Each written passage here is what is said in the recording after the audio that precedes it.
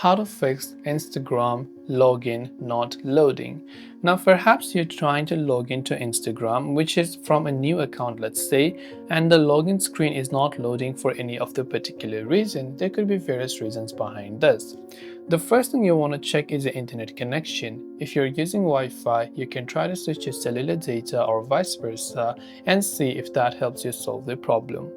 If you're using the Instagram app on Android, simply open Settings and in the search bar just search for Instagram, which will take you to the app management page of Instagram directly. From where you can go to storage and you can clear the cache files and you can also clear the data. Now come to your Play Store or your App Store, check if the Instagram app has an update, and if it does, make sure to update it to the latest version. And after you've done that, you can simply launch the Instagram application and log in, now respectfully using your account. This way you can fix if the Instagram login is not loading. I hope the video helped you out. If you have got any further questions, feel free to leave them down below.